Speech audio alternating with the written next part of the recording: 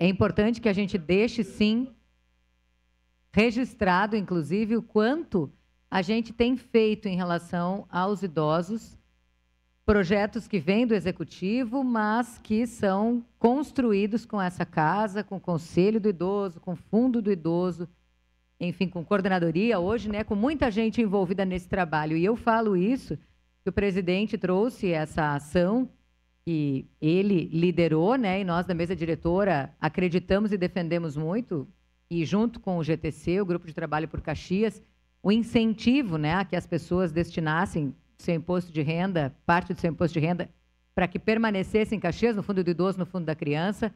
Passou por essa casa, depois de muita construção da FAS, do Conselho, a questão da modificação também de uma nova alternativa, de uma nova possibilidade para a captação de recursos, e agora o cuidado subsidiado, que segue a ideia da guarda subsidiada das crianças, que ajuda financeiramente as famílias a manterem os seus idosos, para que não tenha que ser encaminhado a ILPI, né, a Instituição de Longa Permanência, não porque elas não tenham condições, mas porque a demanda é muito maior do que a nossa oferta. Então, acho que estamos todos de parabéns por uma mobilização muito grande de todos esses entes, né, do Conselho, do Fundo, dos legisladores, do Executivo, em torno de um tema que é importantíssimo, que é onde todos nós queremos chegar.